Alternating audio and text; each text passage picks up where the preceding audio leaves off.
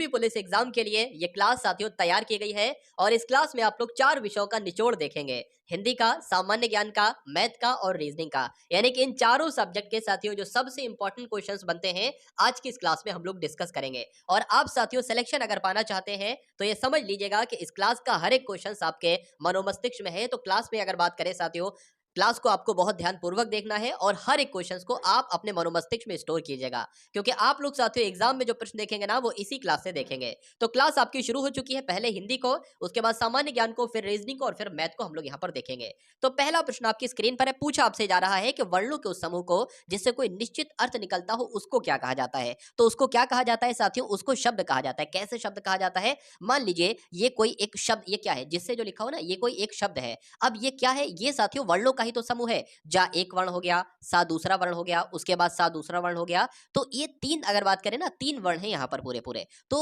वर्णों के समूह को क्या कहा जाता है? जिससे कोई अर्थ निकलता है और इससे कोई ना कुछ मीनिंग ही निकल रहा है, अर्थ ही निकल रहा है। तो ऐसे शब्द को साथियों क्या कहा जाता है? आप लोग ध्यान रखेंगे, शब्द कहा जाता है वर्णों के समूह को जिससे कोई अर्थ निकलता है। तो जिनका आंसर यहाँ पर ए था, तो बिल्कुल करेक्ट था।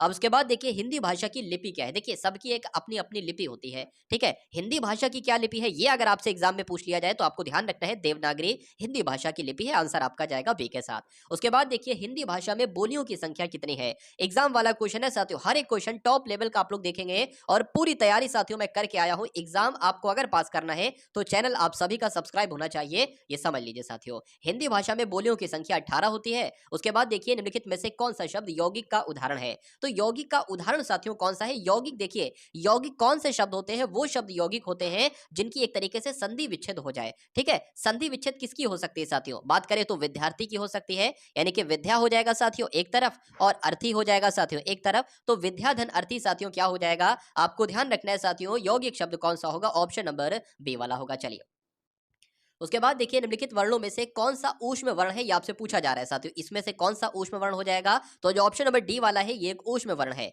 उसके बाद देखिए राम धीरे धीरे पढ़ता है, इस वाक्य में धीरे धीरे शब्द क्या है? तो मैं अगर आपको बताऊं साथियों, ये क्या है? ये एक क्रिया है, ये एक क्रिया है। अब क्रिया की विशेषता ही तो बता रही है, जो धीरे धीरे शब्द है ये क्रिया की विशेषता ही तो बता रहा है। तो धीरे धीरे कैसा शब्द होगा? क्रिया विशेषण शब्द होगा। आंसर आपका जाएगा सी के साथ। उसके बाद देखिए जगदीश में साथियों कौन सी संधि है? अगर आपसे ये पूछ लिया जाए कि जगदीश का संधि विच्छेद क्या होगा, तो ये बात भी आपको मालूम होना चाहिए। तो जगदीश का संधि विच्छेद होगा साथियों जगत धन ईश। क्या होगा? जगत धन ईश, इसका संधि विच्छेद हो जाएगा। और पूछे इसमें संधि कौन सी है, तो व्यंजन संधि इसमें है। आंसर आपका बी के साथ। दीर्घायु शब्द में साथियों समास कौन सा है? अब आपसे ये पूछा जा रहा है, अगर इसकी संधि विच्छेद करना हो तो दीर्घ धन आयु हो जाएगा। और पूछे इसमें समास कौन सा है, तो आप लोग यहां पर ध्यान रखेंगे, इसमें बहुब्रीहि समास होगा। आंसर आपका डी के साथ जाएगा।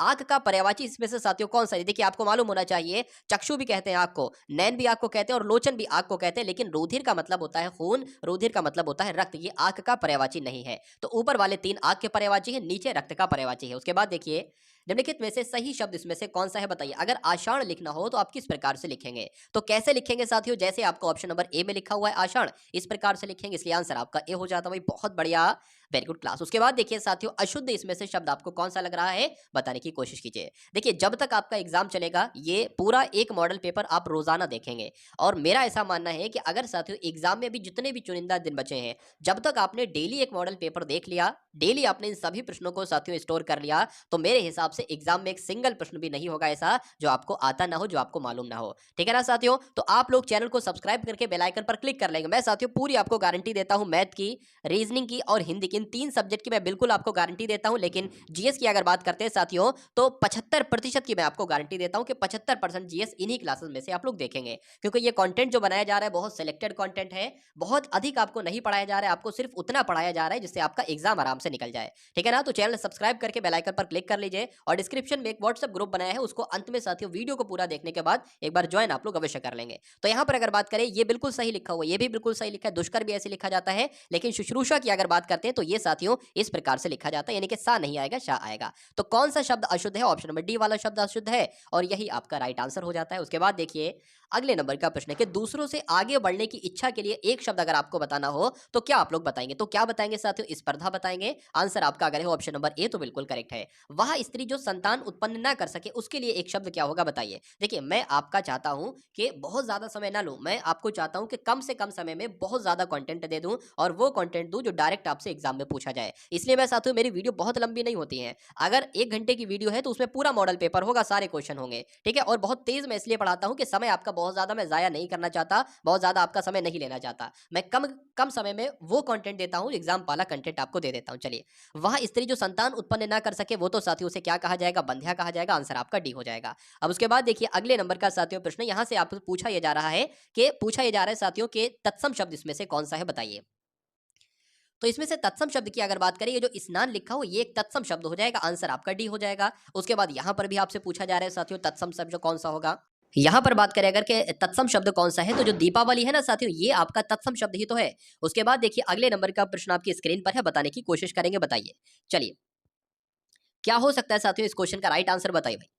अब आपको इसमें साथियों तद्भव शब्द बताना है। 2 प्रश्न थे जिसमें से आपने चयन किया था तत्सम शब्द का, इसमें आपको तद्भव शब्द बताना है। तो इसमें साथियों अगर बात करें, अंगुष्ठ आपका तत्सम शब्द है, अन्न भी तत्सम शब्द है और अंत्र भी तत्सम शब्द है। जो अंडी शब्द है ये आपका तद्भव शब्द हो जाएगा और यही आपका राइट आंसर हो जाएगा। उसके बाद अगर बात करें इसमें भी आपको एक तद्भव शब्द बताना है, तो अग्नि एक तत्सम शब्द है। उसके अलावा साथियों ऊर्ध्वतन एक तत्सम शब्द है और उच्चु भी एक तत्सम शब्द है। लेकिन आग की अगर बात करें तो आग एक तद्भव शब्द है। आंसर आपका जाएगा सी के साथ। अब उसके बाद देखिए कि सौरभ धीरे-धीरे दौड़ा अतः असफल हो गए। इस वाक्य में धीरे-धीरे क्या है, तो अभी साथियों मैंने आपको बताया था साथियों क्या इस क्वेश्चन का राइट आंसर होगा बताइए। देखिए अभी आपको मैंने बताया था कि जो धीरे-धीरे दौड़ा, दौड़ा एक क्या है, दौड़ा एक क्रिया है। इस क्रिया की विशेषता किसके द्वारा बताई जा रही है? धीरे-धीरे के बताई जा रही है। तो ये क्या हो जाएगा? क्रिया विशेषण हो जाएगा। आंसर आपका सी के साथ जाएगा। उसके बाद देखिए विश्वजीत बड़ा डरपोक स्वभाव का व्यक्ति है। इस वाक्य में कौन सा पद प्रविशेषण का बोध कराता है? यानी कि एक वाक्य आपको दे दिया गया है कि विश्वजीत बड़ा डरपोक स्वभाव का व्यक्ति है। पूछा जा रहा है कि ये बताइए इसमें प्रविशेषण क्या है? अगर प्रविशेषण में से हम लोग प्रा को हटा दें और विशेषण की बात करें, तो इसमें विशेषण क्या है साथियों? ये सबसे पहले अगर मैं आपसे पूछूं तो अब क्या बताएंगे बताइए। देखिए विश्वजीत कैसा लड़का है? डरपोक लड़का है, तो ये तो विशेषण हो गया। लेकिन प्रविशेषण किसे कहा जाता है? जो विशेषण की विशेषता बताए उसे प्रविशेषण कहा जाता है। फिर से मैं आपको बता देता हूं, जिस शब्द को जो शब्द विशेषण की भी विशेषता बताता है उसको प्रविशेषण कहा जाता है। जैसे कि मैं अगर बात करूं कि मोहन बहुत सुंदर लड़का है, तो मोहन की विशेषता किसने बताई? सुंदर ने बताई। सुंदर क्या हो जाएगा? विशेषण हो जाएगा। लेकिन इस सुंदर शब्द की भी विशेषता किसी ने बताई है। किसने? बहुत शब्द ने। मैंने कहा ना कि मोहन बहुत सुंदर लड़का है, तो यहाँ पर बहुत क्या हो जाएगा? प्रविशेषण हो जाएगा। क्यों? क्योंकि इसने विशेषण की भी विशेषता बता दी। तो यहीं पर साथियों विश्वजीत की अगर बात करें डरपोक है और इसकी विशेषता कौन बता रहा है? बड़ा शब्द बता रहा है। इसलिए आंसर आपका जाएगा ऑप्शन नंबर बी के साथ। भाई बहुत बढ़िया, वेरी गुड क्लास। उसके बाद देखिए साथियों हर एक चीज मैं आपको समझा दूंगा, जो भी एग्जामिनर एग्जाम में डालता है, पूछता है, कैसा भी पेपर बनाए, टेढ़ा बेड़ा जहां से भी क्वेश्चन लाए, क्योंकि मेरा मानना है साथियों मैं मुझे अगर 20 किताबों का अध्ययन करना पड़े तो मैं करूंगा सिर्फ आपके लिए। और 20 किताबों का अध्ययन करने के बाद मैं आपको वो कंटेंट दूंगा जो एग्जामिनर आपसे एग्जाम में पूछेगा। मैं नहीं चाहता कि आप 20 किताबों का अध्ययन करो, नहीं, 20 किताबों का अध्ययन करने के बाद जो बनता है ना साथियों, वो मैं आपको दे रहा हूं। चलिए उसके बाद देखिए सम्मति का संधि विच्छेद साथियों आपसे यहां पर पूछा जा रहा है, तो बताने की कोशिश कीजिए, बताइए। चलिए, तो क्या इस क्वेश्चन का राइट आंसर हो सकता है? बताने की कोशिश करेंगे। सम्मति का संधि विच्छेद क्या होगा यहाँ पर आपसे पूछा जा रहा है, तो आप लोग यहाँ पर ध्यान रखेंगे समधनमति जो होगा वो सम्मति का संधि विच्छेद हो जाएगा। अगर बात करें साथियों कुछ किताबों मैंने यहाँ पर ये भी देखा है, सतधनमति भी देखा है, कुछ कुछ किताबों में ऐसा लिखा हुआ है कि सम्मति का संधि विच्छेद क्या होगा? सतमति होगा। लेकिन अगर बात करें साथियों राइट आंसर की, तो ऑप्शन नंबर ए आप लोग यहाँ पर ध्यान रखेंगे। उसके बाद देखिए 4 दिन की चांदनी एक मुहावरा है, इसका अर्थ आपसे पूछा जा रहा है। थोड़े समय का सुख, अमावस्या की रात के बाद के 4 दिन, घर को साफ सुथरा रखना, इनमें से कोई नहीं। तो थोड़े समय का सुख क्या कहलाता है साथियों? 4 दिन की चांदनी कहलाता है। आंसर आपका ए के साथ जाएगा। सत्याग्रह शब्द का संधि विच्छेद अगर आपसे साथियों यहाँ पर पूछा जाए, तो देखिए संधि विच्छेद जब भी आप करो ना, तो 2 से 3 बातें आप लोग ध्यान रखो। जो टुकड़े होके 2 शब्द निकले वो दोनों शब्द सार्थक सार्थक शब्द होना चाहिए, यानी कि उन दोनों का अपना अपना कोई मतलब होना चाहिए। ऐसा नहीं असार्थक शब्द निकल रहा है या ऐसा शब्द निकल रहा है जिसका कोई मतलब ही नहीं है। ऐसा शब्द निकलना चाहिए, 2 ऐसे शब्द निकलना चाहिए संधि विच्छेद करने के बाद जिनको कभी आपने कहीं पर पढ़ा हो आपने, या कहीं पर उन शब्दों को लिखा हो, या कहीं पर उन शब्दों को सुना हो। तो आपने सुना होगा सत्य धन आग्रह, सत्य भी सुना होगा और आग्रह भी सुना होगा। इसलिए आंसर आपका जो जाएगा वो ऑप्शन नंबर बी के साथ जाएगा। अब उसके बाद देखिए प्रयोग की अगर बात करें साथियों, इसका उपसर्ग क्या होगा? इसकी संधि विच्छेद करने पर क्या आएगा? प्र आएगा और धन योग आ जाएगा। तो उपसर्ग पूछा है साथियों, प्र जो है ना ये इसका उपसर्ग हो जाएगा। आंसर आपका सी के साथ जाएगा। अगर बात करें नजराना का प्रत्यय साथियों क्या हो सकता है, अब ये आपसे पूछा जा रहा है, बताइए। तो इसकी संधि विच्छेद करेंगे तो क्या बनेगा साथियों, यहाँ पर अगर इसकी संधि विच्छेद करेंगे तो नजर धन आना बन जाएगा। क्या बन जाएगा, नजर धन आना बन जाएगा। प्रत्यय पूछा है तो आना हो जाएगा, आंसर आपका बी के साथ जाएगा। भानुदय का साथियों संधि विच्छेद यहाँ पर आपसे पूछा जा रहा है, तो यहाँ पर देखिए अगर बात करें भानुदय का जो संधि विच्छेद होगा ना, वो भानु धन उदय हो जाएगा। क्या हो जाएगा, भानु प्लस उदय हो जाएगा। आंसर आपका जाएगा डी के साथ, और जिनका आंसर यहाँ पर डी है तो बिल्कुल करेक्ट है। अंतरपट खुलना ये एक मुहावरा है, और इस मुहावरे का मतलब आपसे पूछा जा रहा है प्रेम करना, ज्ञान प्राप्त करना, भेद खुलना या स्वागत करना। तो कहा जा सकता है साथियों ज्ञान प्राप्त करना। क्या हो जाएगा, अंतरपट खुलना हो जाएगा। आंसर आपका बी है, और ये क्वेश्चन साथियों इंपॉर्टेंट है, आप लोग ध्यान रखेंगे। कान नाक में कौन सा समास है, ये आपसे पूछा जा रहा है, बताइए। देखिए अगर किसी भी यहाँ पर अगर बात करें ना, किसी भी दो शब्द लिखे हों, जैसे कि दिन और राज, और बीच में क्या हो, डैश हो, ठीक है ना, आज और कल, और बीच में क्या हो, डैश हो, तो किसी भी शब्दों में, दो शब्दों में अगर डैश हो और पूछा जाए कौन सा समास है, तो उसमें साथियों हमेशा द्वंद्व समास होगा। यह बात आपको याद रखनी है। आंसर आपका जाएगा सी के साथ। भाषा की सबसे छोटी इकाई साथियों क्या होती है, बताइए। चलिए, तो भाषा की सबसे छोटी इकाई को क्या कहा जाता है, उसको वर्ण कहा जाता है। आंसर आप लोग ध्यान रखेंगे। आंसर आपका अगर है ऑप्शन नंबर डी के साथ तो बिल्कुल करेक्ट है। चलिए, अब उसके बाद देखिए साथियों अगला प्रश्न है कि संयुक्त को छोड़कर हिंदी में मूल वर्णों की संख्या कितनी है। तो कितनी है साथियों, 44 है। आंसर आपका भी हो जाता है। कवि शब्द में कौन सी संज्ञा है, ये आपसे पूछा जा रहा है। देखिए अगर बात करें कवि क्या है, अब हमें ये तो पता नहीं है कि किस कवि की बात चल रही है ना, बहुत सारे कवि हैं। तो ऐसी कंडीशन आ जाए कि जब आपको पता ना हो कि किसकी बात चल रही है, तो वो शब्द हमेशा जातिवाचक शब्द होगा। अब जैसे कि मैं बताऊं कि नदी, अब आप यही कहोगे ना किस नदी की बात चल रही है, मुझे तो पता नहीं, नदियां तो बहुत है। तो नदी आपका क्या हो जाएगा, एक जातिवाचक शब्द हो जाएगा। मैं कहूँ पहाड़, अब पहाड़ तो ऐसे बहुत है, कौन से पहाड़ की बात चल रही है, तो पहाड़ भी क्या शब्द हो जाएगा, जातिवाचक हो जाएगा। किस आदमी की बात चल रही है, किस औरत की बात चल रही है, किस लड़के लड़की की, किस बालक बालिका की, ये सारे के सारे शब्द साथियों क्या है कि जातिवाचक है। कॉलेज है, स्कूल है, ये सब देश है, राज्य है, किस राज्य की बात चल रही है, किस देश की बात चल रही है, तो ये सारे के सारे शब्द कैसे हैं साथियों, जातिवाचक है। ये बात आपको ध्यान रखना है। प्रधानमंत्री हो, राज्यपाल हो, राष्ट्रपति हो, अब हमें क्या पता किसकी बात चल रही है, कौन से राष्ट्रपति की बात चल रही है। तो कभी ऐसी कंडीशन आए तो वो शब्द साथियों कैसे शब्द होते हैं, जातिवाचक होते हैं। बात आपको ध्यान रखना है। क्रिया का रूप किसके अनुसार बदलता है, आपसे पूछा जा रहा है साथियों, बताने की कोशिश करेंगे, बताइए। चलिए, देखिए अगर मान ले साथियों वह बहुवचन है, ठीक है, जैसे कि मान लीजिए कि रोहन खेलता है, ठीक है। अब यहाँ पर क्या लिखा है, खेलता है, खेलता है। अब वचन की अगर एक वचन है, मैं बहुवचन बता दूं, ठीक है, रोहन और रवि खेलता है, तो यहाँ पर अब खेलते आ जाएगा। अब क्या हो जाएगा साथियों, खेलते हो जाएगा। तो ये क्रिया आपकी बदली वचन के अनुसार। लिंग की अगर बात करें तो सुनीता खेलती है, अब क्या आया, खेलती आया। लेकिन रोहन अगर लगा दे जैसे, तो रोहन खेलता है, तो खेलती से खेलता बन जाएगा। तो लिंग के अनुसार भी साथियों क्रिया बदलती है, और वचन के अनुसार भी क्रिया का रूप बदलता है, और पुरुष के अनुसार भी साथियों क्रिया का रूप बदलता है। इसलिए आंसर आपका जाएगा ऑप्शन नंबर डी के साथ। बहुत बढ़िया, वेरी गुड क्लास। उसके बाद देखिए कि काल के कितने भेद होते हैं, ये आपसे पूछा जा रहा है, बताने की कोशिश कीजिए, बताइए। तो वर्तमान काल, भूतकाल और भविष्यकाल, तीन साथियों भेद होते हैं काल के। आंसर आपका अगर है ए तो बिल्कुल करेक्ट है। यामा किसकी रचना है, आपसे पूछा जा रहा है साथियों, बताइए। तो यामा की अगर बात करें किसकी रचना है, आंसर आपका क्या हो सकता है, तो बताने की कोशिश कीजिए, बताइए।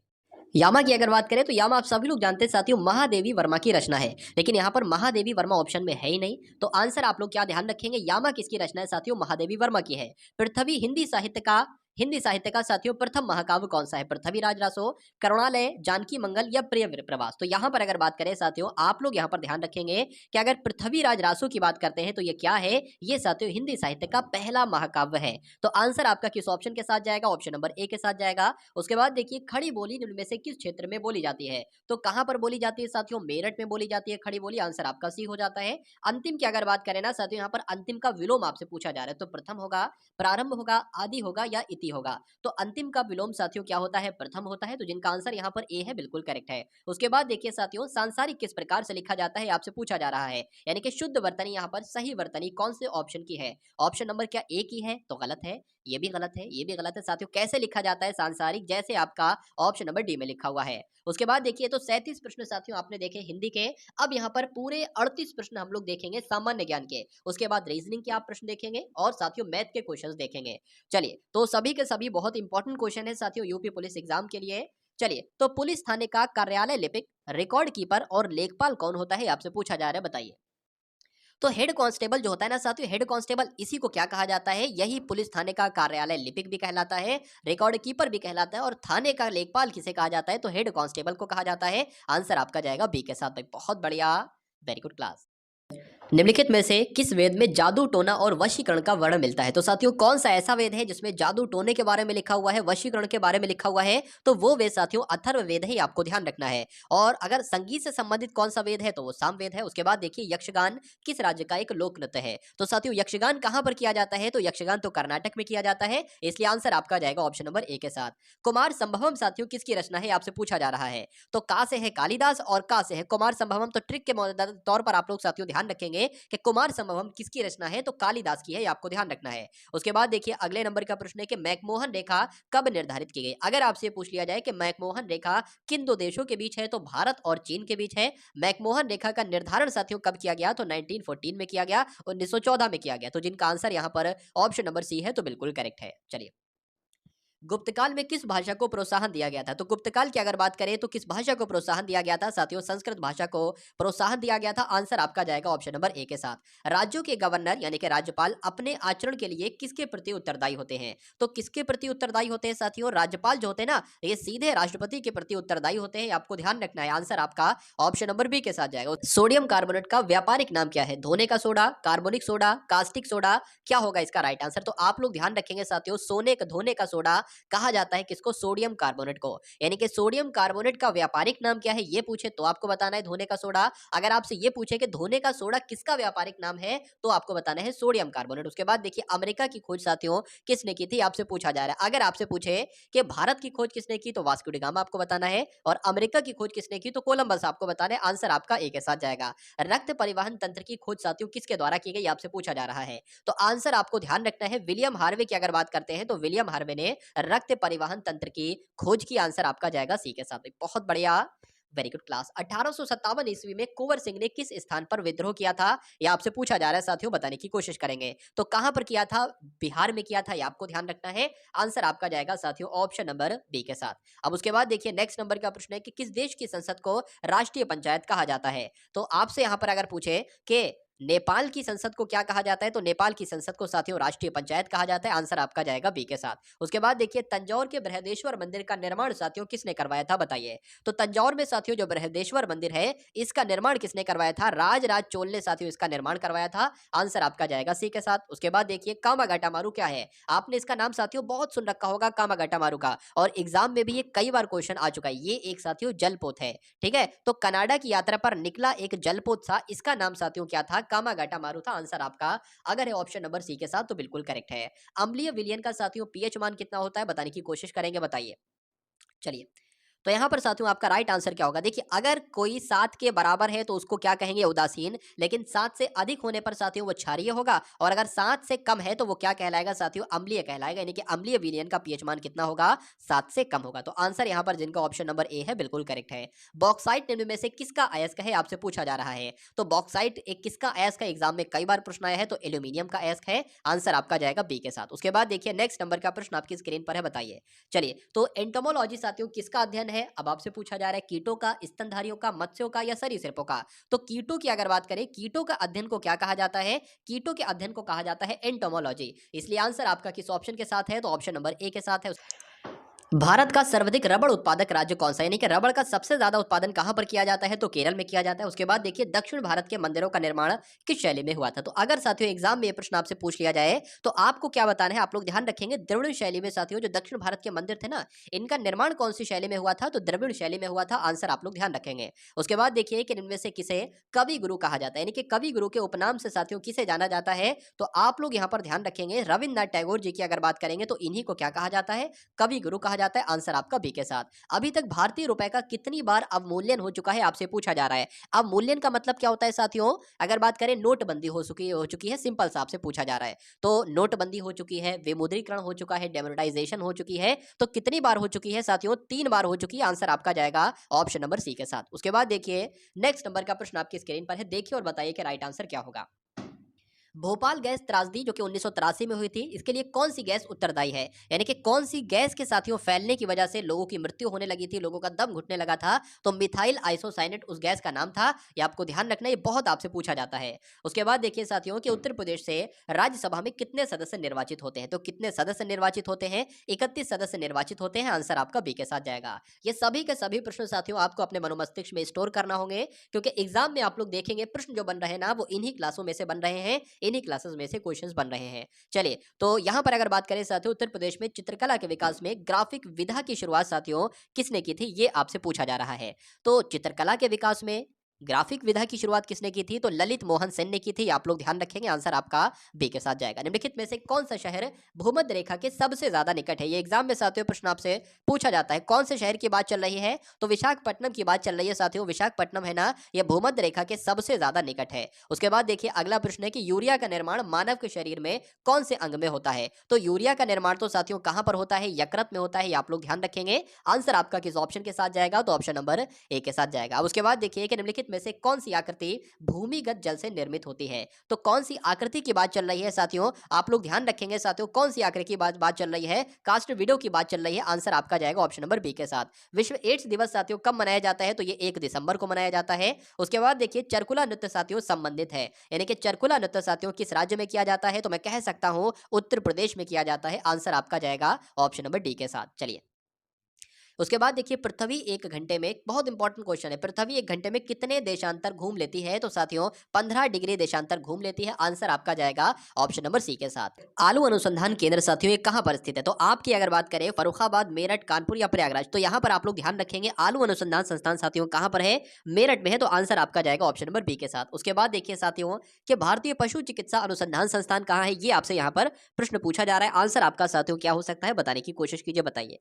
चलिए, देखिए यहाँ पर अगर बात करें साथियों कहाँ पर है? तो बरेली में स्थित है। आंसर आपका किस ऑप्शन के साथ जाएगा? ऑप्शन नंबर ए के साथ जाएगा। साथियों इस पूरे मॉडल पेपर में मैंने पूरी कोशिश की है कि यूपी जीके के भी साथियों टॉप क्वेश्चंस देखे, तो लगभग 10 प्रश्न में यूपी जीके के साथियों लेकर आया था। उसके बाद देखिए केंद्रीय बकरी अनुसंधान संस्थान साथियों कहाँ पर है? तो ये तो मथुरा में है, इसलिए आंसर आपका जाएगा ऑप्शन नंबर ए के साथ।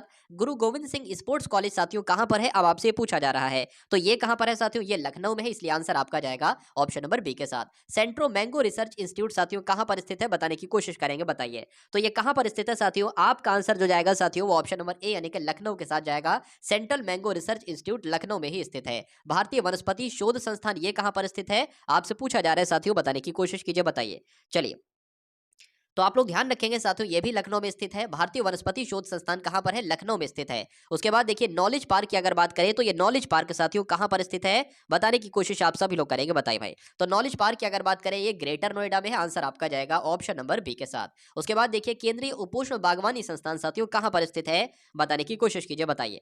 चलिए, तो इसकी अगर बात करें साथियों लखनऊ में ये भी स्थित है, यानी कि केंद्रीय उपोष्ण बागवानी संस्थान कहां पर है? लखनऊ में स्थित है। तो ये तो अब तक आपने देखे साथियों हिंदी के प्रश्न और सामान्य ज्ञान के प्रश्न। अब उसके बाद देखेंगे साथियों रीजनिंग के प्रश्न देखेंगे और उसके बाद साथियों मैथ के प्रश्न देखेंगे। चलिए साथियों, तो रीजनिंग का यहाँ पर साथियों प्रश्न आपके सामने आ चुका है। आपके सामने साथियों यहाँ पर आपसे क्या पूछा जा रहा है? देखिए भाई साहब, अगर बात करें साथियों यहाँ पर 3 है, 4 है, तो यहाँ पर कौन सा नंबर आएगा? फिर 5 है, 9 है, 2 है, 9 है, 25 है, 3 है। तो यहाँ पर कुल मिला के आपसे पूछा जा रहा है कि कौन सा नंबर यहाँ पर साथियों आएगा, आपको ये बताना है। देखिए बहुत सिंपल सा प्रश्न है, अगर बहुत ज्यादा सोचेंगे तो नहीं कर पाएंगे। बहुत सिंपल सा प्रश्न। देखिए 3 की अगर बात करें तो 3 के सामने क्या है? 3 का स्क्वायर है।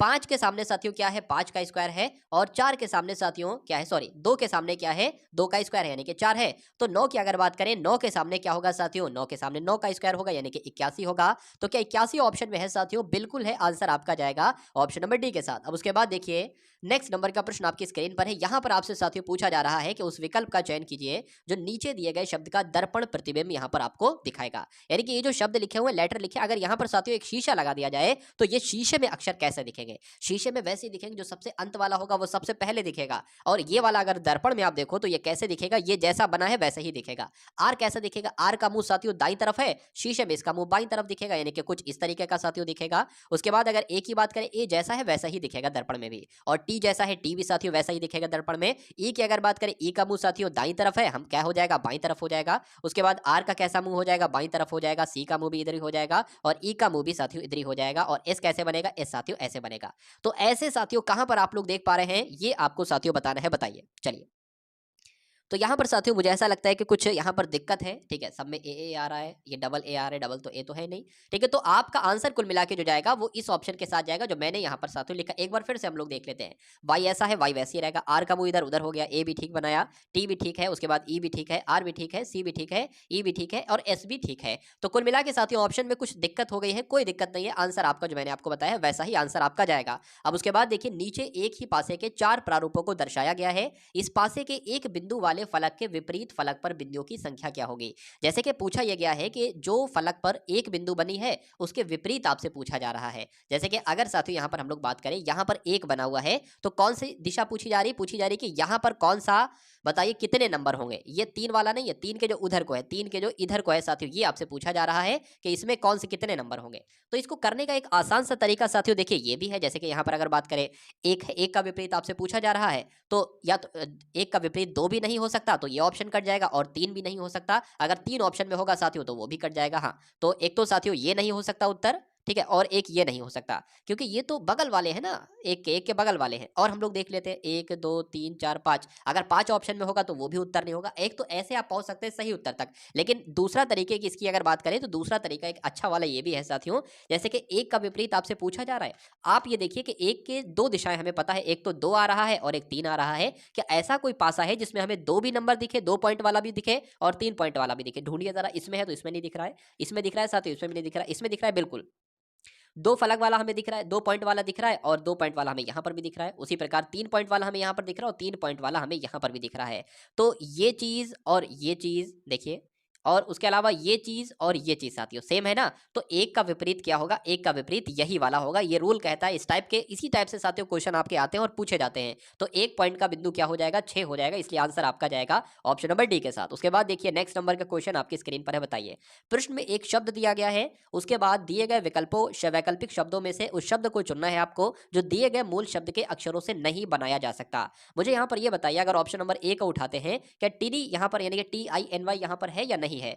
टी भी है, उसके बाद आई भी है और उसके बाद साथियों एन भी है और वाई भी है, तो ये तो बन सकता है। फॉर्म की अगर बात करें तो FORM यानी कि फॉर्म शब्द भी बन सकता है इन लेटर से। रेंट की अगर बात करें, क्या रेंट साथियों बन सकता है? तो आर हो गया, आर आपका हो गया। ई यहाँ पर है, ई यहाँ पर साथियों मुझे नहीं दिख रहा है, आई है, ई नहीं है। तो अगर कह सकते हैं साथियों ये वाला शब्द जो है ये इन लेटर से नहीं बन सकता है, और यही आपसे पूछा गया था कि कौन सा नहीं बन सकता है, तो ऑप्शन नंबर सी नहीं बन पाएगा और यही आपका क्या होगा? राइट आंसर हो जाएगा। चलिए उसके बाद देखिए साथियों नेक्स्ट नंबर का क्वेश्चन आपकी स्क्रीन पर है, बताइए क्या इस क्वेश्चन का राइट आंसर साथियों हो सकता है।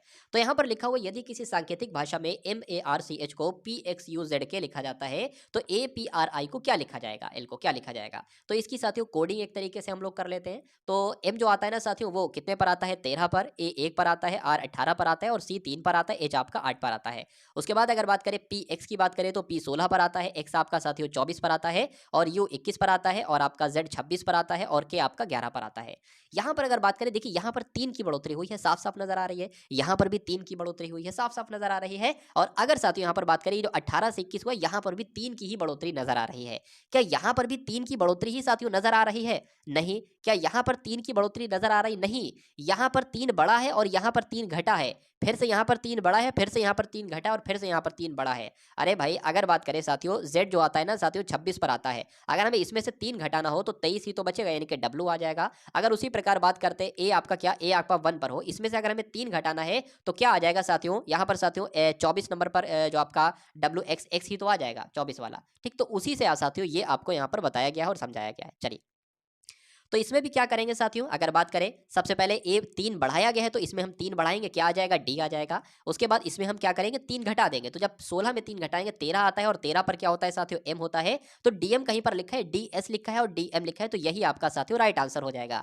एग्जाम में बहुत जल्दी जल्दी आपको करना है, लेकिन मैं आपको समझा रहा हूँ इसलिए यहाँ पर थोड़ा सा समय लग रहा है। अब यहाँ पर फिर से 3 बढ़ जाएगा, आर 18 पर होता है, यू आपका 21 पर होता है, फिर अब 3 घट जाएगा, 9 होता है आई पर, आई जो होता है वो 9 पर होता है, 6 हो जाएगा साथियों, यहाँ पर एफ आ जाएगा। फिर अब इसमें 3 बढ़ जाएगा, एल होता है 12 पर 15 आ जाएगा, यानी कि ओ आ जाएगा। तो आंसर अगर आपका है ऑप्शन नंबर ए के साथ तो बिल्कुल करेक्ट भाई, बहुत बढ़िया, वेरी गुड क्लास। अब उसके बाद देखेंगे नेक्स्ट नंबर का क्वेश्चन आपकी स्क्रीन पर, बताइए समीकरण 5 + 6 - 3 - 12 × 2 = 17 हो को सही करने के लिए कौन से चिन्ह का प्रयोग करेंगे। देखिए इस सवाल अगर इस प्रकार का सवाल अगर आपके एग्जाम में आता है और ऐसे करके ऑप्शन दे रखा हो तो इसका मतलब ये होता है कि माइनस की जगह पर प्लस लगाना है और प्लस की जगह पर माइनस लगाना है। अगर ये उत्तर सही होगा मतलब कुल मिला के बराबर आ जाए। पहले हम ऑप्शन नंबर 1 वाले को उठाते हैं और जहां पर भी माइनस लगा होगा वहां पर प्लस लगा देंगे और जहां पर प्लस लगा होगा वहां पर माइनस लगा देंगे। ऐसा करने पर अगर 17 आ जाए तो यही आंसर होगा, नहीं आएगा तो हम बी वाले को चेक करेंगे। एक बार इसको देख लेते हैं साथियों। 5 6, एक सेकंड, देखिए 5 यहाँ पर हो गया, ठीक है। उसके बाद साथियों 6 हो गया, फिर 3 हो गया, फिर 12 हो गया, फिर 2 हो गया और बराबर क्या आना चाहिए, 17 आना चाहिए।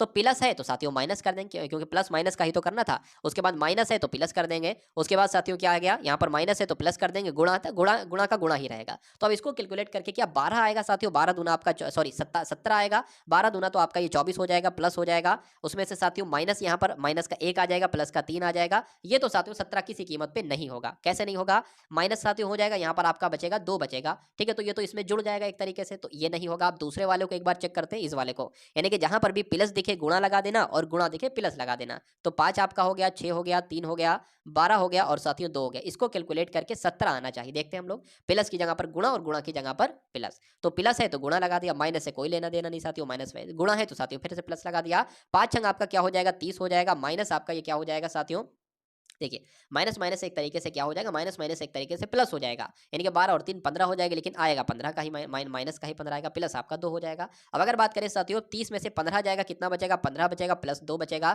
बराबर क्या आना चाहिए था, बराबर आपका 17 आना चाहिए था और 15 + 2 आपका 17 ही होता है। तो कौन सा आंसर आपके साथ जाएगा साथियों, ऑप्शन नंबर बी वाला आपका आंसर हो जाता है। अब उसके बाद देखिए नेक्स्ट नंबर का क्वेश्चन आपकी स्क्रीन पर है। यहां पर अगर बात करें नीचे दी गई आकृति में कितने आयत हैं, बताइए। देखिए अगर आयत पूछे ना, आयत पूछे तो कभी भी वर्ग को ना जोड़ लो, कभी भी वर्ग को ना जोड़ना, लेकिन अगर पूछे कितने वर्ग हैं तो उसमें हम आयत को जोड़ सकते हैं। तो इसमें कितने आयत होते हैं, आयत की अगर बात करें साथियों, आयत की अगर बात करें इस टाइप का कुछ आयत होता है, ठीक है। तो यहाँ पर साथियों एक आयत, देखिए ये आयत नहीं होगा, ये आयत नहीं होगा और ना ये आयत होगा, ये तो वर्ग कहलाएंगे भाई साहब, ये वर्ग कहलाएंगे। तो आयत कहाँ कहाँ है, एक आयत तो साथियों आपको यहाँ से लेकर ये मिला, ये आपका हो गया एक आयत, ठीक है। ये एक आयत हो गया। दूसरा आयत की अगर बात करें, दूसरा आयत आपका ये हो गया, दूसरा आयत आपका साथियों ये हो गया, ये दूसरा आयत हो गया।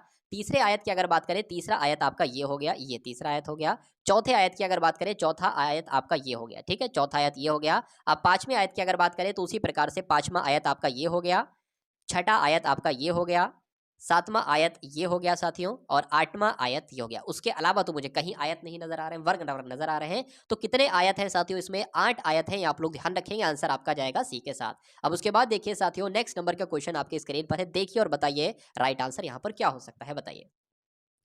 चलिए अगर बात करें, देखिए यदि आलोक अर्पित से लंबा है तो क्या कर लेंगे साथियों, आलोक जो है ना वो अर्पित से लंबा है, हम बना लेंगे यहाँ पर, ठीक है। आलोक जो है ना, आलोक क्या बताया गया है, आलोक जो है वो अर्पित से लंबा है। अर्पित अर्पित के ऊपर ही तो हमने कर दिया, अर्पित के ऊपर कर दिया हमने आलोक को, लेकिन आशीष से नाटा है। किसकी बात चल रही, आलोक की बात चल रही। आलोक अर्पित से तो लंबा है लेकिन आलोक जो है ना वो आशीष से नाटा है, तो आशीष को हमने इसके ऊपर रख दिया, आशीष को इसके ऊपर रख दिया। उसके बाद लिखा हुआ है कि फिर से अभी भी आलोक की बात चल रही है, और उतना ही लंबा है जितना रवि है, यानी कि आलोक उतना ही लंबा है लगभग लगभग जितना रवि है, ठीक है। तो रवि यहाँ पर आ जाएगा। उसके बाद लिखा है लेकिन हरीश से लंबा है, लेकिन हरीश से लंबा है, क्या लिखा हुआ है, लेकिन हरीश, फिर से एक बार देख लेते हैं। यदि आलोक अर्पित से लंबा है तो आलोक जो है ना वो अर्पित से लंबा है, लेकिन आशीष से नाटा है, लेकिन आलोक जो है वो आशीष से नाटा है और उतना ही लंबा है, उतना ही लंबा है जितना कि रवि, उतना ही लंबा है जितना रवि, लेकिन हरीश से लंबा है। अच्छा, हरीश से लंबा है, किसकी बात चल रही है, आलोक की बात चल रही है। तो आलोक जो है ना साथियों हरीश से लंबा है। अब हरीश कहाँ पर आएगा, हरीश यहाँ पर आएगा,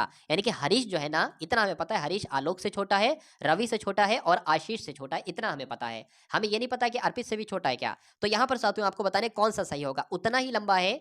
तो हरीश की बात यहाँ पर पूछी जा रही है कि हरीश के बारे में बताने कि हरीश जो है ना वो उतना ही लंबा है जितना आलोक। तो क्या आलोक तो भाई ऊपर है, आलोक तो लंबा है ज्यादा हरीश से, तो ये तो गलत हो जाएगा। अर्पित से क्या नाटा है, मतलब जो हरीश है क्या अर्पित से नाटा है, ये तो अर्पित के ऊपर लिखा है। अर्पित के अगर नीचे में लिखता तो कह सकते थे, तो ये भी हम लोग नहीं कह सकते, ये भी आपका उत्तर नहीं हो सकता। आशीष से लंबा है क्या, क्या हरीश जो है क्या आशीष से लंबा है, आशीष तो यहाँ पर है, हरीश उससे लंबा कैसे हो जाएगा। अगर हरीश की बात करते हैं तो ये आशीष से, आलोक से और रवि से छोटा है। उसके बाद लिखा है आलोक से नाटा है क्या, यानी कि जो हरीश है वो क्या आलोक से नाटा है, तो हाँ आलोक से तो नाटा ही है साथियों, यानी कि छोटा ही है। तो बात करें साथियों इन चारों में से कौन सा बिल्कुल सही होगा, तो ऑप्शन नंबर डी वाला वाक्य बिल्कुल सही होगा। उसके बाद देखिए नेक्स्ट नंबर का क्वेश्चन आपकी स्क्रीन पर है, बताइए। चलिए, जैसे कि अगर बात करें 27 का संबंध साथियों 3 से है, तो 873 का संबंध किससे होगा? तो यहाँ पर आप लोग देख पा रहे होंगे कि 3 का क्या कर दिया गया है साथियों, स्क्वायर किया गया है, नहीं 3 का क्यूब किया गया है, 3 का स्क्वायर तो 9 होता है, तो 3 का स्क्वायर किया गया है, तो ये 27 आ गया है। तो अब आपको ये बताना है किसका स्क्वायर, सॉरी किसका क्यूब यहाँ पर होता है, क्या 873? क्या 873 किसी का क्यूब होता है साथियों या नहीं होता है? अगर बात करते हैं 9 की, तो 729 होता है 9 का, ठीक है, तो ये तो साथियों बन नहीं पाएगा। अगर बात करें यहाँ पर कोई 8 वाट है नहीं, तो इसमें कुछ और तरीका साथियों लगेगा। अगर बात करें साथियों 3 की गुणा हमने किससे कराई, 9 से कराई, तो यहाँ पर 27 आया।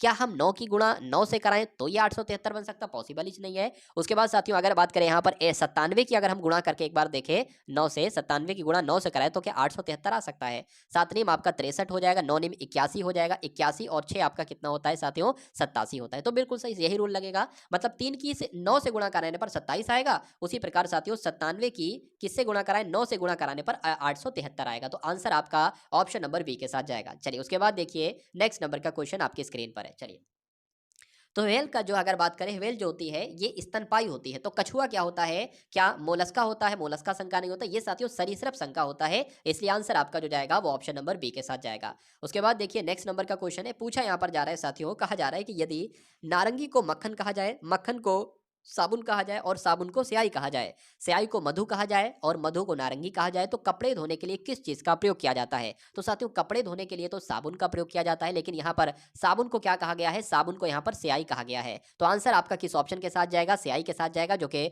ऑप्शन नंबर डी में है। चलिए, उसके बाद देखिए नेक्स्ट नंबर का क्वेश्चन। तो अब बहुत ही बढ़िया साथियों प्रश्न आपकी स्क्रीन पर है, बहुत अच्छा और बहुत इंटरेस्टिंग क्वेश्चन है कि यदि किसी महीने की 2 तारीख को रविवार पड़ता है, तो उसी महीने की 31 तारीख को कौन सा दिन होगा? बहुत आसान तरीका होता है, मैं कुछ चुनिंदा चीजें आपको साथियों बता रहा हूं, वो आपको यहाँ पर ध्यान रखना है। देखिए, अगर मान लीजिए 1 तारीख को, किसी भी महीने की 1 तारीख को रविवार पड़ रहा है, तो अगला रविवार कब पड़ेगा? 8 तारीख को। उसके अगला रविवार कब पड़ेगा? 15 तारीख को। उसके अगला रविवार कब पड़ेगा साथियों? 22 तारीख को। ये चीजें आप लोग को साथियों ध्यान रखना है। मतलब क्या, सब में 7 प्लस करोगे तो हमें अगला दिन मिल जाएगा 7 प्लस करने पर। तो ये पॉइंट आपको पहली बात ध्यान रखना है। अगर बात करें यदि किसी महीने की 2 तारीख को रविवार है, कोई दिक्कत नहीं है। अगर 2 तारीख को साथियों रविवार है, तो अगला रविवार कब पड़ेगा? 9 तारीख को पड़ेगा। उसके अगला रविवार कब पड़ेगा? 16 तारीख को पड़ेगा। और उसके अगला रविवार साथियों कब पड़ेगा? 23 तारीख को पड़ेगा। और अगर बात करें इसमें कुछ नहीं साथियों, 7 प्लस कर दोगे तो अगला रविवार आ जाएगी, यानी कि 24, 25, 26, 27, 28, 29, 30, यानी कि 30 तारीख को साथियों अगला रविवार पड़ेगा, यानी कि 30 तारीख को भी रविवार होगा। तो जाहिर सी बात है 31 तारीख को क्या होगा साथियों? सोमवार होगा। तो यही तो आपसे पूछा जा रहा है कि उसी महीने की 31 तारीख को कौन सा दिन होगा? तो सोमवार होगा। आंसर आपका जाएगा डी के साथ, और जिनका आंसर यहाँ पर डी है तो बिल्कुल करेक्ट भाई, बहुत बढ़िया, वेरी गुड क्लास। चलिए, अब उसके बाद देखिए साथियों, इसमें से आपसे पूछा जा रहा है कि सबसे अलग इसमें से कौन सा है, बताइए सबसे विषम कौन सा है। देखिए, सबसे पहले लेटर पोजीशन हम लोग यहाँ पर कर लेते हैं। बी होता है 2 पर, सी होता है 3 पर, डी होता है 4 पर और जी होता है 7 पर। उसके बाद साथियों यू होता है 21 पर, डब्ल्यू होता है 23 पर और एक्स होता है 24 पर, जेड होता है 26 पर। उसके बाद अगर बात करें पी 16 पर, आर 18 पर, एस 19 पर साथियों और यू 21 पर होता है। उसके बाद जी होता है 7 पर, आई होता है 9 पर, जे होता है 10 पर और एल होता है साथियों 12 पर होता है। अब यहाँ पर साथियों क्या चीज यहाँ पर आपको लग रही है, बताइए। चलिए, देखिए, यहाँ पर साथियों 2 की बढ़ोतरी हुई है, यहाँ पर भी 2 की बढ़ोतरी हुई है, यहाँ पर भी 2 की बढ़ोतरी हुई है, लेकिन यहाँ पर 1 की बढ़ोतरी हुई है, ठीक है ना। उस प्रकार साथियों यहाँ पर 2 की बढ़ोतरी हुई है, यहाँ पर भी साथियों कितने की बढ़ोतरी हुई है? 19, 20, 21, ठीक है, 2 की बढ़ोतरी ही हुई है। यहाँ पर भी 2 की बढ़ोतरी हुई है, लेकिन यहाँ पर साथियों 3 की बढ़ोतरी हुई है। तो सबसे विषम कौन सा है, सबसे अलग कौन सा है? ऑप्शन नंबर ए वाला है, और यही आपका राइट आंसर हो जाएगा। चलिए, उसके बाद देखिए साथियों, यूपी पुलिस के एग्जाम की अगर बात करें, जितने भी आपके प्रश्न आते हैं पूरे में से पूरे नंबर आपके होंगे। और मैथ की अगर बात करें, मैथ में भी पूरे नंबर दिलवा दूंगा, और हिंदी में भी साथियों बहुत आराम से पूरे नंबर दिलवा दूंगा। अगर आप सभी ये साथियों जो आपका मॉक टेस्ट होता है, फुल मॉक टेस्ट होता है, उसको आप एग्जाम तक अगर आप देख लेते हैं, तो इतना महारथी मैं आपको बना दूंगा, इतना एक्सपर्ट आपको मैं बना दूंगा कि एग्जाम हॉल में साथियों जिस प्रकार का भी प्रश्न एग्जामिनर आपके सामने रख दे, हर टाइप का क्वेश्चन आप कर लो। चलिए, तो यहां पर आपको बताना है सबसे विषम कौन सा है, बताइए। सबसे विषम 64, 36, 75, 53, 59, 47, 61, 39। देखिए, साफ साफ नजर आ रहा है, ये भी किसी संख्या का स्क्वायर है, ये भी किसी संख्या का स्क्वायर है, लेकिन और यहां पर ऐसा कुछ नहीं जो किसी संख्या का स्क्वायर है। तो कहा जा सकता है इसमें सबसे अलग कौन सा नंबर है, तो ऑप्शन नंबर ए वाले नंबर सबसे अलग है। अब उसके बाद देखिए अगले नंबर का प्रश्न आपके स्क्रीन पर है, बताइए। अंग्रेजी वर्णमाला में दाईं ओर से 14वें अक्षर के बाईं ओर वह अक्षर क्या होगा, ये आपसे साथियों यहाँ पर पूछा जा रहा है। तो बहुत ध्यान से साथियों देखेंगे और बताने की कोशिश करेंगे क्या इस क्वेश्चन का राइट आंसर। देखिए, अगर अंग्रेजी वर्णमाला की अगर बात करें तो अंग्रेजी वर्णमाला साथियों क्या होगी, ए होगी, बी होगी, सी होगी, डी होगी, ऐसे ये कहाँ तक जाएगी साथियों, जेड तक जाएगी। अगर आपसे कहा जाए अंग्रेजी वर्णमाला में दाईं ओर से 14वां अक्षर कौन सा होगा, तो हम इधर से चलेंगे, दाईं ओर से 14वां अक्षर। पहले हम ये पता लगाएंगे दाईं ओर से 14वां अक्षर होगा कौन सा। तो इसके लिए साथियों 27 नंबर होता है, 27 में से, यानी कि जो भी नंबर आपको पता लगाना हो वो नंबर 27 में से घटा दो। जैसे कि दाईं ओर से 14वां नंबर क्या होगा, तो 27 को 14 में से घटा दो, क्या आ जाएगा साथियों, 3 आ जाएगा और यहाँ पर 1 आ जाएगा, यहाँ पर साथियों 13 आ जाएगा और 13 नंबर पर क्या होता है, एम होता है। यानी कि अगर बात करें अंग्रेजी वर्णमाला में दाईं ओर से 14वां अक्षर जो होगा वो 13 होगा, यानी कि वो एम होगा साथियों। और उस अक्षर के बाईं ओर वाला अक्षर कौन सा है, तो एम के साथियों बिल्कुल बाईं अगर बात करें तो बायां अक्षर कौन सा होता है, एल होता है, यानी कि 12वां अक्षर होता है। तो साथियों आपका आंसर जो जाना चाहिए वो एल के साथ जाना चाहिए, लेकिन यहाँ पर ऑप्शन में एल ऑप्शन नहीं है। तो आंसर कुल मिला के जो तरीका मैंने आपको बताया है वो आप लोग ध्यान रखेंगे। चलिए, अगर यहाँ पर लिखा होता दाईं ओर से 16वां अक्षर कौन सा होता, तो 27 में से साथियों आप 16 घटाते, जो भी नंबर कहता वो आप घटाते। और ऐसा ही विपरीत संख्या विपरीत नंबर निकाला जाता है। जैसे कि आपको ये तो मालूम होगा ना कि ए का विपरीत क्या होता है, जेड होता है, बी का विपरीत क्या होता है, वाई का होता है। लेकिन अगर मैं साथियों आपसे पूछ लूं यू का विपरीत क्या होता है, तो आप क्या बताओगे, तो यू क्या होता है, यू 21 पर होता है। तो 27 में से साथियों हमें 21 घटाएंगे तो कितना आ जाएगा, 6 आ जाएगा। और 6 पर साथियों एफ होता है, तो कह सकते हैं यू का विपरीत क्या होता है, एफ होता है, और एफ का विपरीत क्या होता है, यू। 580 है, 265 है, 373 है, उसके बाद साथियों यहाँ पर कौन सा नंबर आएगा ये आपको बताना है।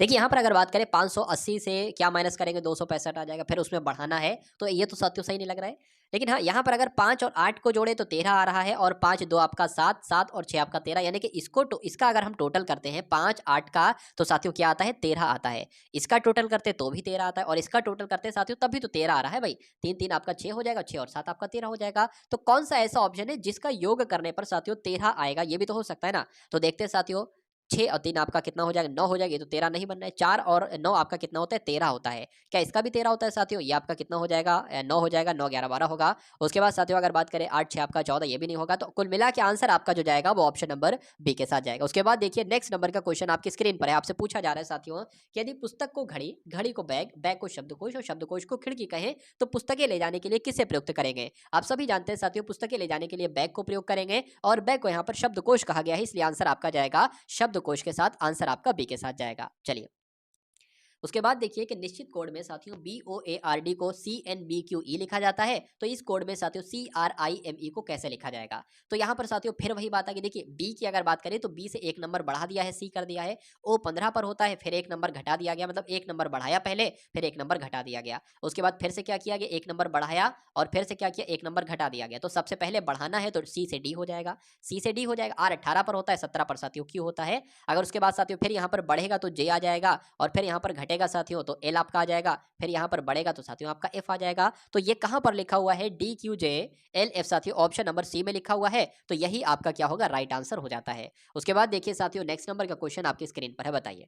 चलिए, यहाँ पर अगर बात करें AN है, BO है, CP है, DQ है, उसके बाद कौन से दो लेटर आएंगे। अगर बात करें A से B हो गया है, B से C हो गया है, C से D हो गया है, तो D से जाहिर सी बात है साथियों E ही होगा। उसके बाद ये 14 है, मतलब 14 है, N पर आता है, फिर यहाँ पर 15 हो गया, ठीक है, मतलब एक बढ़ाया गया, इसमें भी फिर एक बढ़ाया गया, इसमें भी एक बढ़ाया गया, तो इसमें भी एक बढ़ाया जाएगा, तो एस यहाँ पर आ जाएगा। तो आंसर आपका जो जाएगा वो साथियों किसके साथ जाना चाहिए, एक सेकंड, ये 17 होता है ना, तो मैंने तो ये तो 19 का लिख दिया यहाँ पर गलती से, यहाँ पर 8 18 आना चाहिए, क्योंकि ये 17 पर होता है, तो यहाँ पर 18 नंबर वाला आना चाहिए आर, तो ई आर आंसर होना चाहिए। आंसर आपका जाएगा ऑप्शन नंबर सी के साथ। उसके बाद देखिए साथियों अगले नंबर का क्वेश्चन आपकी स्क्रीन पर है, बताइए। तो अभी तक तो साथियों आपने रीजनिंग के प्रश्न देखे, लेकिन अब आप लोग यहाँ पर देखेंगे कुछ प्रश्न मैथ के देखेंगे साथियों। यहाँ पर देखिए पूरे जैसे 55 अगर बात करें प्रश्न जितने आते हैं, तो उतने तो साथियों यहाँ पर मैं आपको नहीं करवा रहा हूँ, क्योंकि अगर उतने प्रश्न में आपको करवाने लगा तो वीडियो बहुत ज्यादा लंबी हो जाएगी। लेकिन मैं आपके लिए चुनिंदा क्वेश्चंस लाया हूँ इस मॉडल पेपर में, लेकिन वो क्वेश्चन साथियों सबसे इंपॉर्टेंट आपके लिए होंगे यूपी पुलिस के एग्जाम के लिए। तो कुछ क्वेश्चंस मैं रीजनिंग के लेकर आया था, और कुछ क्वेश्चन साथियों मैं आपके लिए मैथ के लेकर आया हूँ। तो अब हम लोग साथियों यहाँ पर मैथ के टॉप क्वेश्चन देखेंगे। तो यहाँ पर देख सकते हैं साथियों आप लोग कि माँ बेटे की औसत आयु 45 वर्ष है, यदि बेटी की आयु भी शामिल कर दी जाए तो तीनों की औसत आयु 35 वर्ष हो जाती है। तो बेटी की आयु क्या होगी, बताइए। देखिए दो लोग हैं, माँ और बेटे, इन दोनों की औसत आयु 45 है, यानी कि दो लोग हैं साथियों, और इन दोनों की आयु कितनी है, 45 वर्ष है। तो कहा जा सकता है साथियों इनका योग कितना हो जाएगा, 90 हो जाएगा। यानी कि ये, और ये 90 क्या है, ये माँ प्लस बेटे की आयु का योग है, बेटे की आयु का योग है साथियों क्या 90, ठीक है, 45 दूना 90 यहाँ पर हो गया। उसके बाद लिखा है कि अगर क्या क्या आ जाए, इनमें एक और चीज शामिल हो जाए, मतलब बेटी भी शामिल हो जाए क्या, हाँ बेटी भी शामिल हो जाए, यानी कि 3 लोग अब हो गए, अब 2 की जगह 3 लोग हो गए हैं, और तीनों का औसत कितना आ रहा है, 35 आ रहा है। तो 35 तियां कितने होते हैं, 105 होते हैं। अब ये 105 किसकी एज है, इसमें माँ की एज भी शामिल है, इसमें बेटे की एज भी शामिल है, और इसमें साथियों बेटी की एज भी शामिल है, ठीक है ना। तो ये साथियों अब आपसे पूछा जा रहा है तो बेटी की आयु क्या है। अब इसमें सिर्फ माँ बेटे की आयु है, इसमें बेटे की भी शामिल है, तो 90 से कितना एक्स्ट्रा है साथियों, 15 ही तो एक्स्ट्रा है, तो 15 क्या है, 15 ये बेटी की ही तो आयु है, इसलिए आंसर आपका जो जाएगा वो ऑप्शन नंबर ए के साथ जाएगा। उसके बाद देखिए नेक्स्ट नंबर का क्वेश्चन आपकी स्क्रीन पर है, बताइए। चलिए, कोई व्यक्ति अपनी आय का एक, बहुत ध्यान से साथियों इस प्रश्न को समझना, क्योंकि इस टाइप का एक क्वेश्चन आपके एग्जाम में आता ही आता है। कोई व्यक्ति अपनी आय का, उसकी कोई आय होगी, अपनी आय का 1/3 भोजन पर और 1/2 ऋण चुकाने पर व्यय करता है, यानी कि खर्च करता है। अब शेष राशि उसके पास कितनी, मतलब इतना भोजन पर 1/3 खर्च कर दिया, चुकाने पर ऋण पर 1/2 चुका दिया, वो खर्च कर दिया, तो अभी भी उसके पास साथियों 2000 रुपए यहाँ पर बचे हुए हैं। तो पूछा जा रहा है उस व्यक्ति की आय कितनी है। देखिए अभी उसने खर्च कितना किया है, उसने एक तो 1/3 खर्च किया है और 1/2 खर्च किया है। ये खर्च कितना होता है टोटल, अगर इस खर्च की बात करें हम लोग, तो 2 की गुणा 1 से हो जाएगी 2 हो जाएगा, 3 की गुणा 1 से हो जाएगी, यहाँ पर 3 हो जाएगा, नीचे नीचे की गुणा हो जाएगी, 3 दूना आपका 6 हो जाएगा, 2 और 3 आपका 5 होगा, और ये 6 हो जाएगा, यानी कि 5/6 इसने को टोटल मिला के साथियों खर्च किया है। हम मान सकते हैं साथियों कि हमारी आय 1 है, क्या 1 है, और इस 1 में से हमने कितना खर्चा किया, 5/6 खर्च किया। हम एक मान सकते हैं, बिल्कुल मान सकते हैं। तो ये हमारी आय है, इसमें से हमने खर्चा कर लिया, इसको कैलकुलेट करने पर जो निकलेगा ना, वो हमारी बचत ही तो निकलेगी, शेष राशि ही तो निकलेगी। तो देख लेते हैं, 1 में से 5/6 माइनस कर लेते हैं, ये जो खर्च ही तो हुआ है हमारा, तो 6 एकम 6 माइनस 5 आ जाएगा, अपॉन में क्या आ जाएगा, 6 आ जाएगा, बराबर क्या आ जाएगा, 6 में से 5 जाएगा, 1/6 आ जाएगा, यानी कि ये हमारी बचत होगी। 1/6 हमारी क्या निकली, बचत निकली, लेकिन प्रश्न में कहा जा रहा है कि बचत 2000 है, यानी कि 1/6 बराबर क्या हो जाएगा, 2000 हो जाएगा। तो अब इस 6 की गुणा इससे हो जाएगी, 2000 से हो जाएगी, तो कितना हो जाएगा साथियों, 12000 हो जाएगा। ये आपको ध्यान रखना है, यानी कि वो उसकी आय जो होगी ना, वो कितनी होगी, 12000 आएगी। तो कुल मिला के आंसर जिनका ऑप्शन नंबर डी था तो बिल्कुल करेक्ट था। उसके बाद देखिए नेक्स्ट नंबर का क्वेश्चन आपकी स्क्रीन पर, बताइए।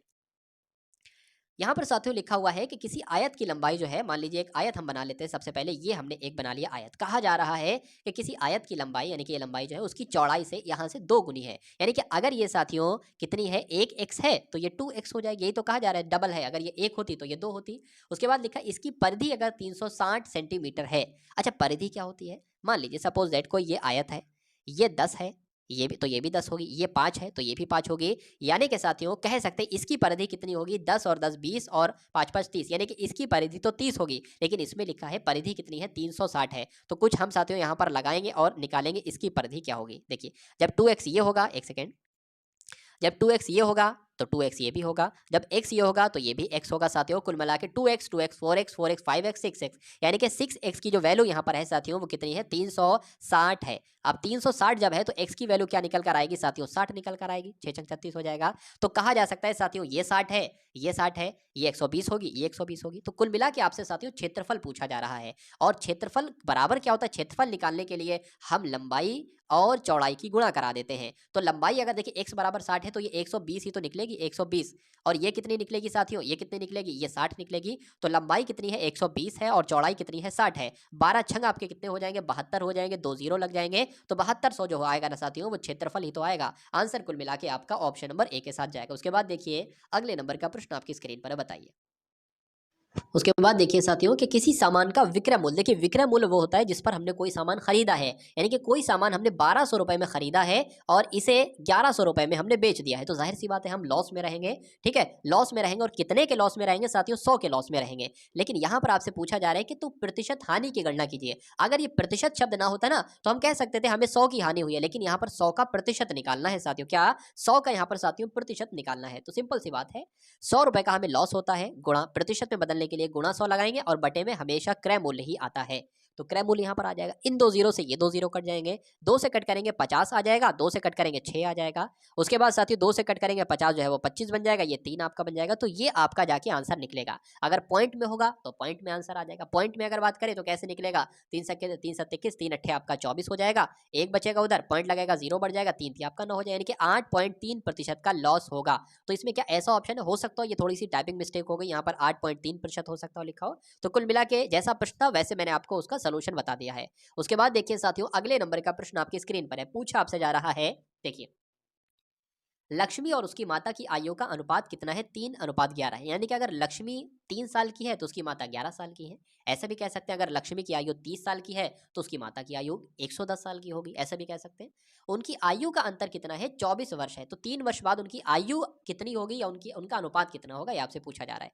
देखिए ये है साथियों 3x और एक है उनकी माता की आयु है 11x। इनका अंतर जो दे रखा है ना साथियों, वो कितना दे रखा है? 24 दे रखा है। और इनका अंतर क्या होगा? इनका अंतर तो साथियों 8x होगा। यानी कि 8x की वैल्यू 24 है तो x की वैल्यू क्या होगी? 8 का 8 16 8 3 24, यानी कि x की वैल्यू साथियों 3 होगी। तो 3x की वैल्यू क्या होगी? 3x की वैल्यू 9x होगी, क्योंकि 3x 9, 3 3 9, 11 3 33 होते हैं, यानी कि साथियों ये 33 हो जाएगा। तो कहा जा सकता है साथियों 9 और 33, क्या 9 और 33, यानी कि अगर लक्ष्मी की आयु 9 साल है तो उसकी माता की आयु 33 साल होगी। लेकिन यहाँ पर लिखा हुआ है 3 वर्ष बाद उनकी आयु क्या होगी? तो 3 वर्ष बाद साथियों ये 12 हो जाएगी और ये कितना हो जाएगी? 3 वर्ष बाद ये 36 हो जाएगी। लेकिन 3 वर्ष बाद उनकी आयु नहीं, उनकी आयु का अनुपात पूछा है, तो ये आपका 12 एकम 12 हो जाएगा, ये आपका 12 तिया 36 हो जाएगा। तो 3 वर्ष बाद उनकी आयु का अनुपात जो निकलेगा वो 1:3 निकलेगा और आंसर आपका होगा ऑप्शन नंबर ए के साथ। उसके बाद देखिए साथियों, नेक्स्ट नंबर का प्रश्न आपकी स्क्रीन पर है, बताइए। एक व्यक्ति एक कार्य 5 दिनों में पूरा करता है, लेकिन अपने पुत्र की सहायता से, देखिए पुत्र की सहायता से वह 3 दिन में पूरा करता है। इस टाइप का भी एक क्वेश्चन आएगा। ठीक है, यूपी पुलिस की अगर बात करें, मैथ में जो आपको पढ़ा दिया जाए उतना आप पढ़ लोगे तो मैथ में साथियों एक सिंगल प्रश्न भी आपका नहीं कटेगा। देखिए, लेकिन अपने पुत्र की सहायता से वह 3 दिन में उसे पूरा करता है, तो बताइए कि उसका पुत्र अकेला कार्य पूरा करने में कितना समय लेगा। एक व्यक्ति है, ठीक है, चलिए हम बाप बेटा कर लेते हैं। ठीक है, एक बाप हो गया, बाप और बेटा ये दोनों अगर मिलकर कोई कार्य करता है तो 5 दिनों में, क्या एक व्यक्ति कार्य को 5 दिनों में पूरा करता है, लेकिन अपने पुत्र की सहायता से वे 3 दिन पूरा करता है। यानी कि पुत्र की सहायता तो 3 दिन में पूरा करता है, लेकिन अगर सिर्फ बाप वो काम करता है तो उसको 5 दिन लगते हैं। अब यहाँ पर हम एक ऐसा नंबर ले लेंगे साथियों जो 3 के पहाड़े में भी है और 5 के पहाड़े में भी है, तो साथियों 15 होता है। और 3 पंजे 15, तो पंजे यहाँ पर लिखेंगे, 5 तिया 15, तो यहाँ पर ये लिखेंगे। अब अगर बात करें साथियों, बाप एक दिन में 3 काम करता है। अब बाप जब एक दिन में 3 काम करता है तो बेटा एक दिन में साथियों कितना काम करेगा? 2 करेगा। अरे भाई, बाप और बेटे एक दिन में जब 5 काम कर रहा है और बाप अकेला एक दिन में 3 काम कर रहा है, बाप अकेला एक दिन में 3 काम कर रहा है, तो बेटा एक दिन में 2 काम करेगा ना, क्योंकि दोनों मिलकर 5 कर रहे हैं। अच्छा, ये नंबर क्या होता है? ये टोटल काम होता है। अब टोटल काम है साथियों 15। ठीक, पूछा क्या गया था? पुत्र अकेला कितने दिन में करेगा? तो पुत्र यहाँ पर अगर बात करें, टोटल काम है 15 और बेटा एक दिन में 2 काम कर रहा है, तो जाहिर सी बात है साथियों पूरा काम वो 7.5 दिन में निपटा देगा। यानी कि 7 सही 1/2 आपका आंसर हो जाएगा, और जिनका आंसर यहाँ पर ऑप्शन नंबर सी है तो बिल्कुल करेक्ट है। चलिए, अब उसके बाद देखिए अगले नंबर का प्रश्न आपकी स्क्रीन पर है कि 3 छात्रों की औसत आयु कितनी है? 15 वर्ष है। यदि उनकी आयु का अनुपात 3:5:7 हो तो बीच वाले छात्र की आयु क्या होगी? ये आपसे साथियों पूछा जा रहा है, बताइए। चलिए, देखिए 3 छात्रों की औसत आयु कितनी है? 15 है। तो कहा जा सकता है साथियों 3 छात्रों की आयु का योग कितना होगा साथियों? 45 होगा। ठीक है, और 45 का यहाँ पर अनुपात आपको दे रखा है। अगर बात करें साथियों, ये आपका हो जाएगा 3x प्लस 5x हो जाएगा प्लस 7x हो जाएगा। ठीक है ना, यही तो है, यही तो क्या, यही तो 45 है, यही तो 45 है साथियों। ठीक है, अगर बात करें 3x 3 और 5 आपका 8, 8 7 आपका 15, यानी कि 15x की वैल्यू जो दे रखी है ना वो 45 दे रखी है। तो x की वैल्यू क्या आ जाएगी साथियों? 3 आ जाएगी, क्योंकि 15 3 आपका 45 होता है। तो बीच वाले छात्र की आयु क्या होगी? बीच वाला छात्र तो साथियों ये है, यानी कि x बराबर 3 है तो 5x बराबर क्या होगा? जाहिर सी बात है साथियों 15 हो जाएगा। यानी कि आंसर आपका किस ऑप्शन के साथ जाएगा? ऑप्शन नंबर बी के साथ जाएगा। उसके बाद देखिए अगले नंबर का प्रश्न आपकी स्क्रीन पर है, बताइए। यहाँ पर साथियों मैं इस सवाल को सही तरीके से लिख देता हूँ, थोड़ी सी यहाँ पर दिक्कत हो गई है टाइपिंग में। सवाल आप लोग ऐसे देखेंगे, 3/8 लिखा हुआ है, ठीक है, और इसकी पावर जो है ना साथियों वो -2 है। गुणा लिखा हुआ है 4/5 लिखा होना चाहिए, और इसकी पावर साथियों कितनी है? -3 है। अब देखिए, अगर यहाँ पर माइनस न लिखा होता तो सिंपल सा आप कर देते, 3 तिया 9/2 64 कर देते, लेकिन माइनस जब भी लिखा हो पावर में तो आपको क्या करना है? इस प्लस पावर को बनाना है। यानी कि 3/8 लिखे ना तो 8/3 लिख दोगे, और पावर जो होगी वो प्लस की बन जाएगी ऑटोमेटिक।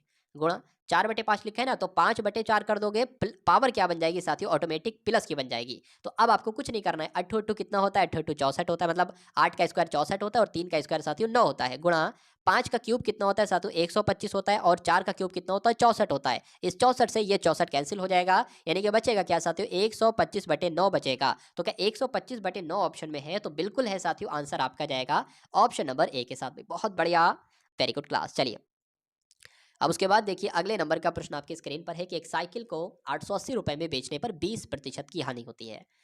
इसको कितने रुपए में बेचा जाए ताकि 10% का लाभ हो? देखिए, 20% की हानि हो रही है, यानी कि उस वस्तु को 80 में बेचा होगा, यानी कि 80% में बेचा होगा। तो कहा जा सकता है 80% की वैल्यू साथियों 880 है।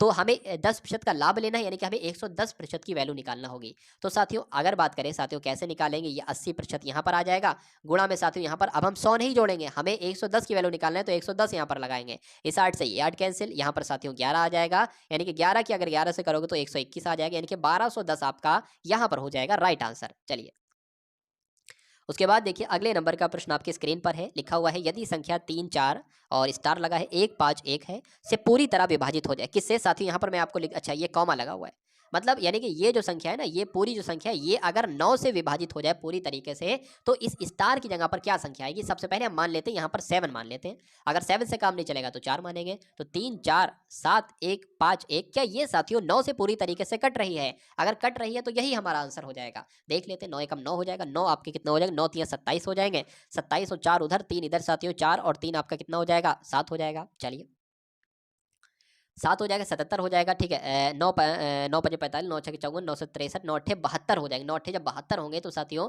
कितना हो जाएगा? ये 70 है तो 5 बचेगा, ये आपका 51 हो जाएगा। 9 5 45, 6 बचेगा, 9 9 7 63 आपका हो जाएगा, 2 बचेगा, तो ये तो साथियों 9 से नहीं कट रहा है। अब यहाँ पर हम लोग एक बार ले लेते हैं क्या, यहाँ पर एक बार 4 रख के ले लेते हैं, 4 रख के ले लेते हैं, तो ये आपका ये हो जाएगा, 4 रखा 151 हो जाएगा, देखते हैं कटता नहीं कटता। 9 एकम 9 हो जाएगा, 9 एकम 9, 9 दूना 27 आपका हो जाएगा, कितना बचेगा साथियों? 3 इधर 4 उधर, 7 हो जाएगा, ठीक है। 9 अट्ठे 72 हो जाएगा, कितना बचेगा? 2 बचेगा, 21 9 दूना 18 हो जाएगा, कितना बचेगा? 3 बचेगा, और 9 3 आपका 27 हो जाएगा, ठीक है। 27 हो जाए तो कितना बचेगा? 8 बचेगा, 81 हो जाए, 9 81, ये तो साथियों पूरा पूरा कट रहा है, यानी कि यहाँ पर 4 अगर रखोगे तो साथियों ये पूरी पूरी विभाजित हो जाएगी किस संख्या से साथियों? 9 संख्या से। तो कुल मिला के आंसर आपका जो जाएगा साथियों वो ऑप्शन नंबर बी के साथ जाएगा। भाई बहुत बढ़िया, वेरी गुड क्लास। तो ये साथियों अगर बात करें, यहाँ पर आपने देखे पूरे पूरे साथियों हिंदी के प्रश्न देखे, पूरे पूरे सामान्य ज्ञान के प्रश्न देखे, फिर रीजनिंग के प्रश्न देखे, फिर साथियों मैथ के प्रश्न देखे। हाँ बिल्कुल साथियों, रीजनिंग और मैथ के मैंने पूरे प्रश्न नहीं लाया जैसे एग्जाम में आपसे पूछे जाते हैं, लेकिन अगर पूरे पूरे प्रश्न ले आता तो वीडियो बहुत क्लास बहुत लंबी हो जाती,